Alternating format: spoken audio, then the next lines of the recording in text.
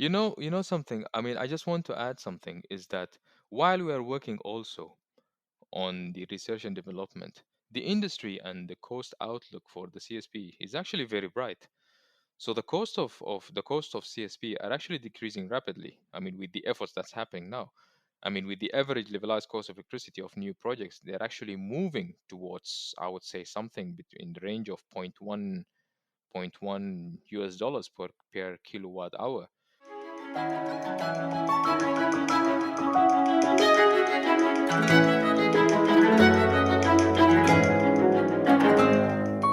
Play Energy Podcast. Brought to you by Algerian Energy Transition Dialogue.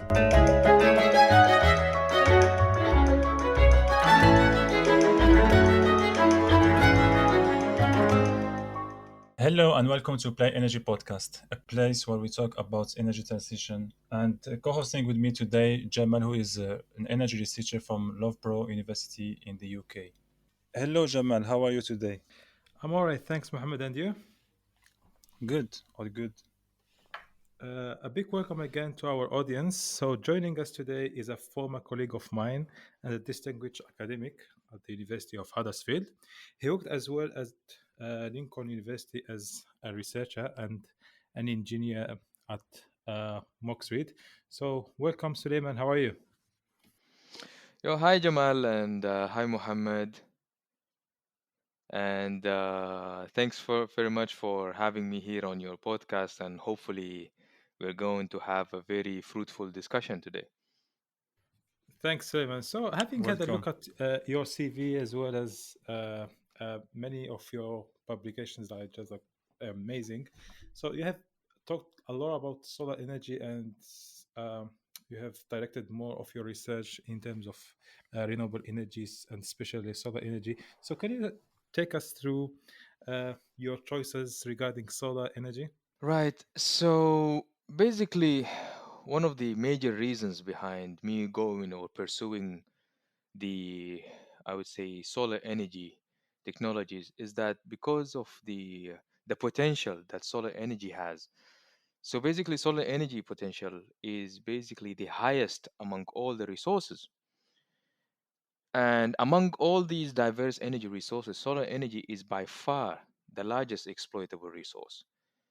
And as we already know that the sun emits energy at an extremely high and relatively constant rate, that amount of solar energy striking the earth in 1 hour, it's roughly around 4.3 to 10 to the power of 20 joules, which is actually more than the energy consumed by the humans in an entire year.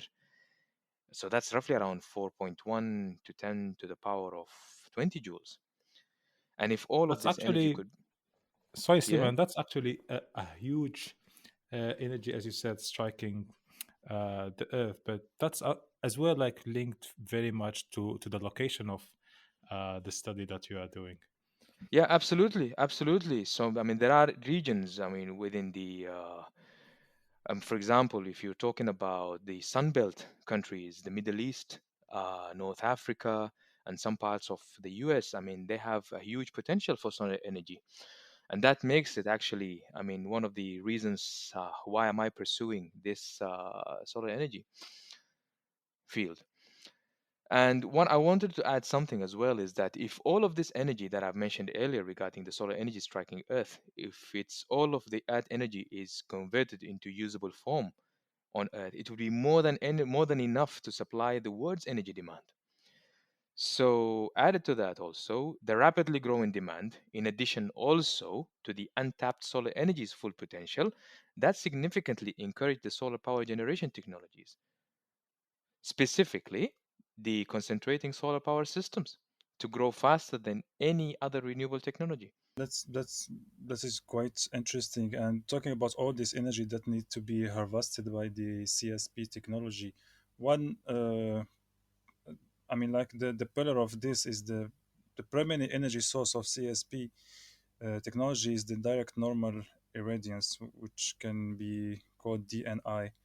Can you elaborate more and talk more about this DNI? Yeah, absolutely. So basically, the direct normal irradiation or so called DNI, is actually one of the most crucial aspects when we assess and optimize the technical concept for a CSP plant. So, before we go into details, let's rewind a little bit so we can understand exactly what is the direct normal irradiance. So basically, DNI is actually the amount of solar radiation received per unit area by a surface that is always held perpendicular, or we call it normal, to the rays that come in a straight line from the direction of the sun at its current position in the sky. So typically, you can maximize the amount of irradiance annually received by a surface by keeping it normal to incoming radiation. And this quantity is of very particular interest to concentrating solar power installations.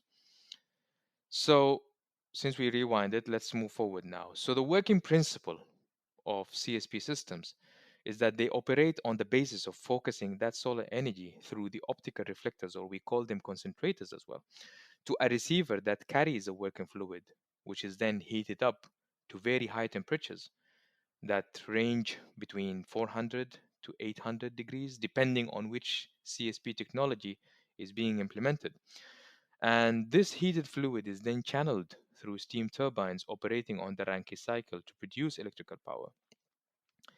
So, actual CSP power plant generation and the economic feasibility are highly dependent on the availability of the DNI, of what we mentioned earlier, which means higher temperatures will result in better efficiencies.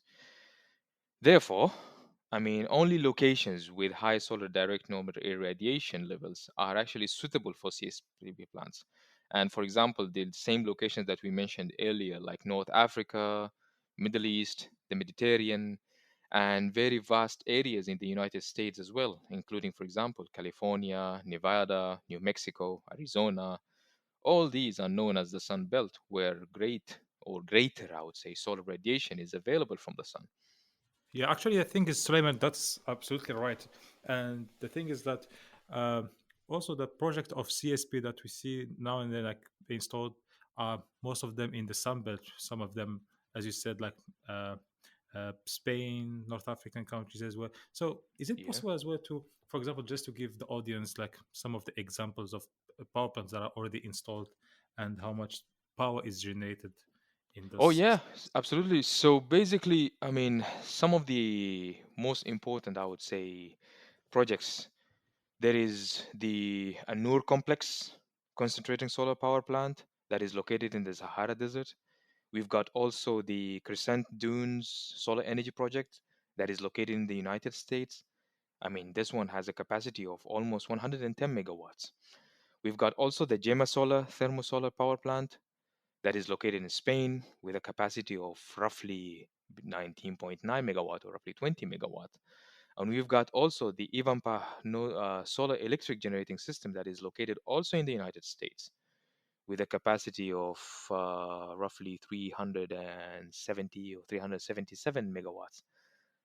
So this actually, you can see now the trend is actually a lot of projects are being implemented. Right now, there are lots of projects that are actually in the process of being implemented as well.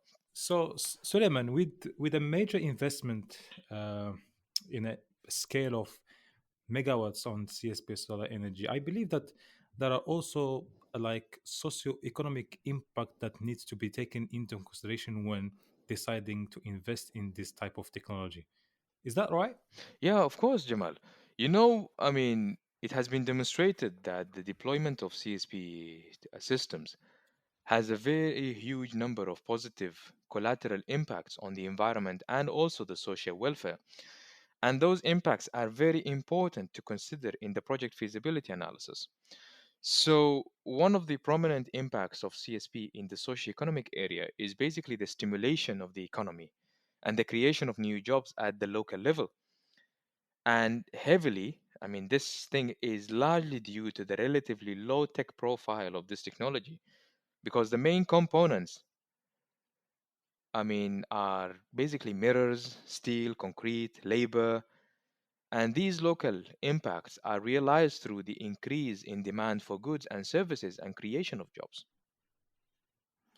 Okay, so having said that, can you just clarify for our listeners more on the classification of these uh, impacts? Yeah, absolutely. So the impacts can actually be classified into three different impacts. We've got the direct, we've got the indirect, and we've got also the induced. So let's start first of all with the direct effects. So the if direct effects basically imply the increased demand for goods and services that are basically required to construct, operate, and also maintain the CSP facility. The indirect effects, on the other hand, involve the effects that the new investment has on new sales and material flows, among other productive sectors of the economy. And lastly, we've got the induced effects, which are basically related to the expansion of private expenditure.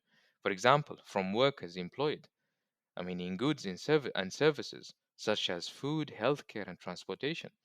So, establishing further CSP plans is actually going to generate employment opportunities that will alleviate poverty and provide a visionary approach towards achieving a cleaner and more sustainable energy future. Not just, for those countries within the Sun Belt, but also for their neighboring countries as well.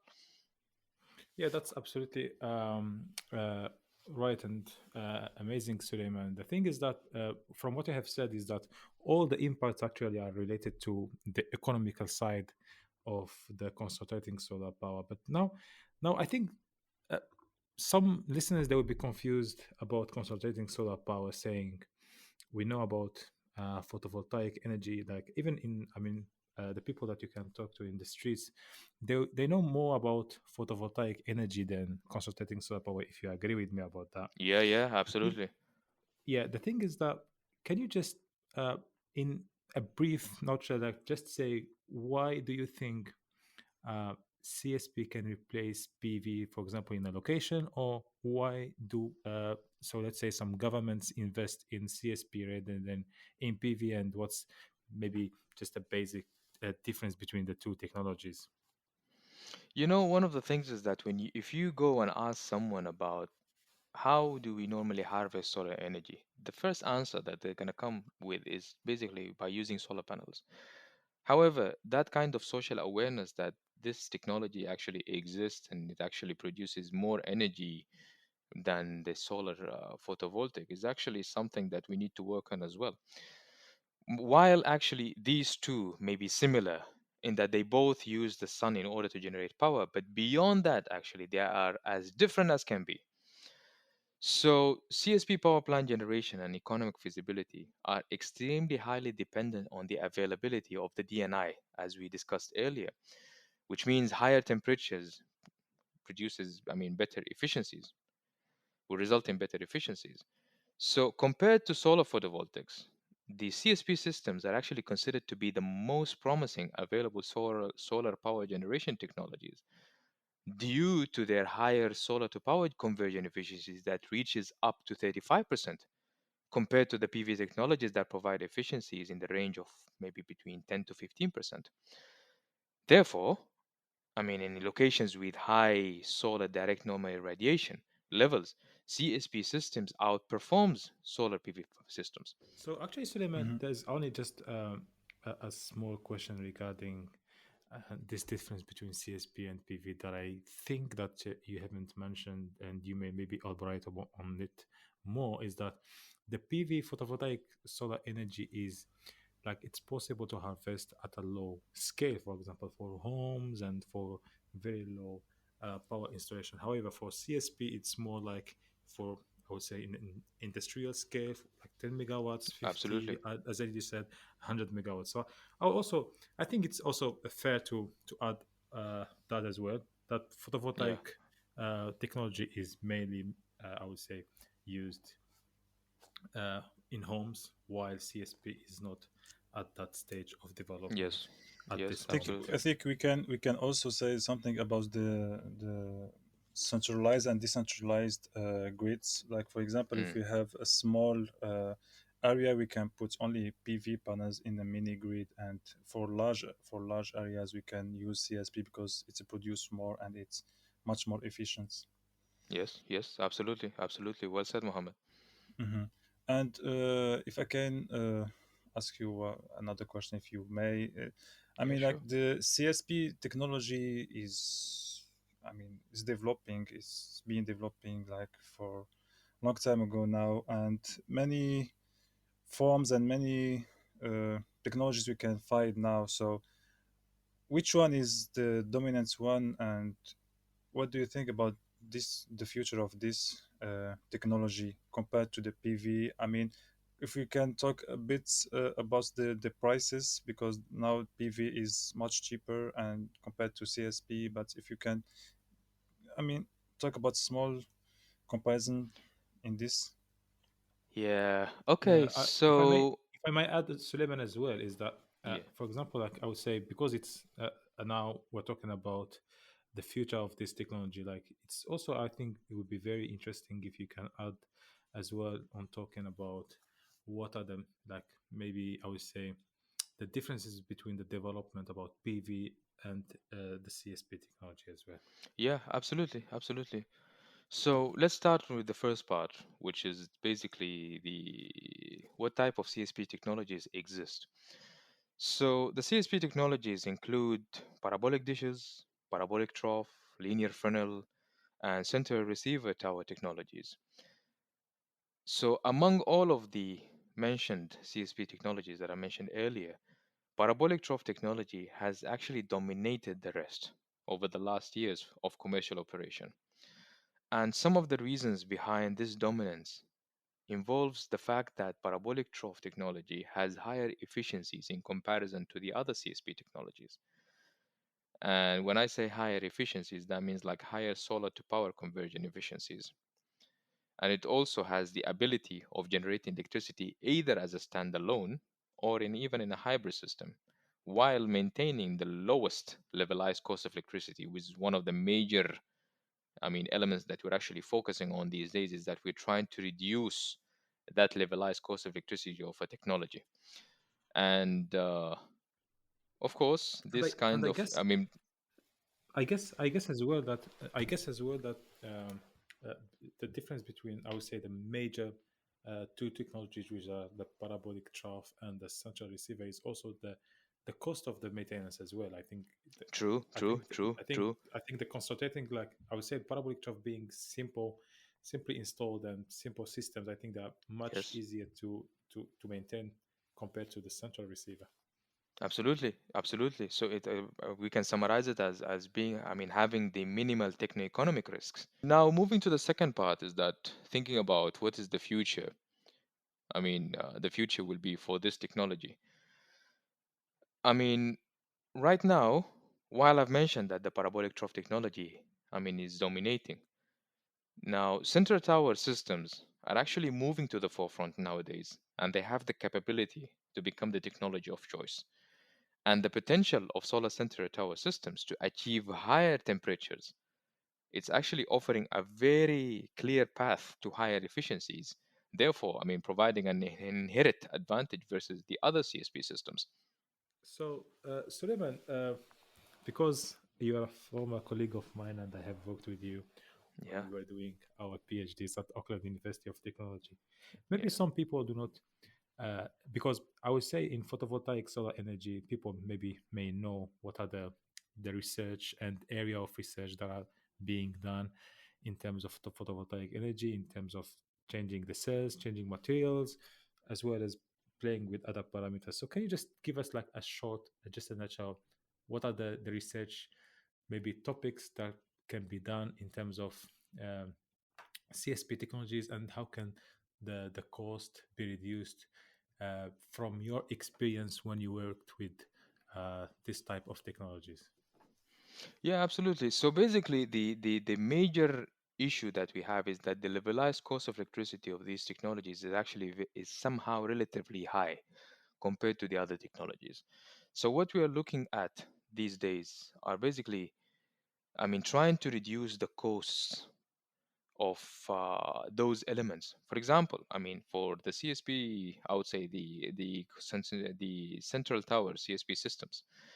Then one of the major elements of that the cost element is basically the heliostats or the reflective mirrors. So what the research and development they are trying to do now is they're trying to reduce the cost of these heliostats by producing new or innovative technologies over there to make sure that the this element is at its lowest, and this significantly is going to affect. Can you believe that the heliostats represent almost 50% of a central tower cost? Actually, that's what amazed me actually when I have read about some of Mhm. your work on sandwich composite surfaces, and I was really amazed by how much can mirrors take out of the investment, and how much is like you have reduced in your research when you have worked on this sandwich composite.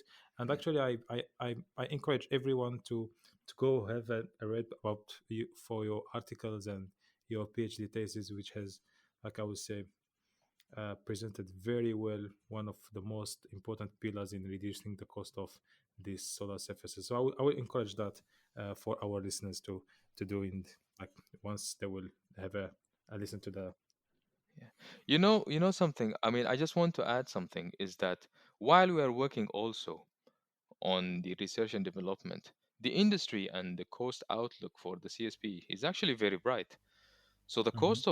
the cost of CSP are actually decreasing rapidly. I mean, with the efforts that's happening now. I mean, with the average levelized cost of electricity of new projects, they're actually moving towards, I would say, something between the range of point one US dollars per kilowatt hour.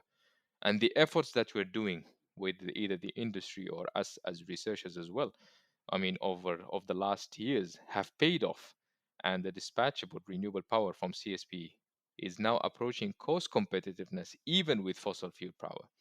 However, I mean, although I'm you know me since we've I mean done our we've been together in Auckland University of Technology. Always being optimistic, but in this case, I'm a little bit. I need to highlight some of the issues that are within the technologies that is that having said that, that's actually reaching the cost competitiveness. Maintaining this brightness is actually entirely dependent on the actions taken by the national policymakers in the Sunbelt countries. And I can't also exclude the research and development from this as well. And with the advance in technology and the extreme necessity to reduce the cost of electricity from the CSP plants even further without affecting their lifetime expectancy, I mean, the industry is actually forced to consider new innovative designs and approaches that will hopefully lead to new techniques and technologies being implemented in the development of new or existing CSP plants. Just to mention, because now you are talking about the policy makers and decision makers. When we see what is going on around the world now, like since COVID-19, a lot have been changing, not in our life, in everything. Even energy is affected. We can see that petrol and gas is not stable, and also the renewable energies are not stable also. After COP, the Paris agreements, people start talking about renewable energy and all that stuff. But now, what we are seeing is now all the countries, all the policy decision makers are now going back to the fossil fuels much more. And is this going to be a challenge for CSP in the future? and and actually, Suleiman, if you also notice that because you are now working in the UK, you have Mm, also, maybe I'm 100% you have heard that the UK of government course. is again uh, uh, putting a lot of investment now in nuclear power, which is, like, Yeah. I would say, the opposite of what has been Yes. encouraged for many Yes. years now. Will Yes. that like affect also the research for CSP? Like, will CSP will be in a halt for some times? Yeah, I agree with both of you regarding the challenges and what's happening right now regarding the oil, the energy crisis, and the extreme demand for fossil fuel. So while the CSP tariffs are actually lower than ever before, as we highlighted earlier, there are still lots of challenges facing the CSP. For example, I mean, CSP plants are expensive to establish. And as an example for this, I mean, as I highlighted earlier, that the solar power towers, for example, The reflectors or the heliostats, we call them heliostats, account to almost 50% of the whole plant's cost. Imagine just winds or a hurricane that demolishes the whole heliostat field, then 50% of your investment is gone. And not to highlight also the operational costs are actually very high, and there is a lack of funding available to finance new projects. Having said that, once the CSP supply chain improves and the investors they start to see the opportunities in CSP, research will help, will develop and help drive down the costs, and the future will start to look brighter for CSP. Therefore, and this is something that we need to focus on at the moment, we need to establish effective policies that emphasize on the value of the CSP technology, as well as, having significant efforts to reduce the cost will be the key to attract additional investment. And due to the fact that establishing CSP plans, is capital intensive, as I highlighted earlier, the values of the discount or interest rates on the loans are actually essential for the right funding of the project. And by the way, one more important point that I forgot to mention is that the investments should also be allocated to support the research and development. Okay, so that to attain these cost reduction opportunities and increase the scale of the industry. And if all of the points that I've mentioned earlier could be addressed, the beginning of an entire new era is going to start, and it will Yeah, actually, start the with thing a is that actually, sorry, Suleiman, to cut you off, but I would say just it's also it's something that I have also uh, looked at your publications regarding the socio-economical feasibilities of CSP, because you have done some work as well on yes, that, and it's really important to mention that in most of your conclusion you said that the technologies are, I would say, in the initial status, and there is a lot to be done in terms of research and development. absolutely, absolutely. And as I said before, once we address all these points, including, and I'm putting it in a very bold statement, the policymakers, Mhm. okay, they should actually contribute towards this kind of movement. And once we address all these points that we mentioned earlier, it will Yeah. start, with a big and crucial leap towards the net zero by 2050. And that's I would say, the biggest aim. Thank you, Suleiman. And I think with this, we came to the end of this episode. We hope that CSP will manage to be in the dominant side of green sustainable energy production by 2050. And thanks again, Jamal. Yeah, Suleiman, you Thanks, can go. Mohammed, and thanks, Suleiman, for I would say your enthusiastic, I would say, answers and all the explanations you have given regarding this technology. And I hope our listeners as well have taken a lot of information regarding this technology. Thanks for having me, both of you. And also, I hope that we've had a fruitful discussion, and hopefully, the listeners are going to, I mean, uh, drive their motivation towards the net zero 2050 and make some changes. And hopefully, the CSP technology all the issues will be addressed in the future as well. So, thanks again. And yeah, Thank you, Jamal, for co hosting with me today. And thanks to our listeners for being us. And see you next episode where we talk more about energy transition.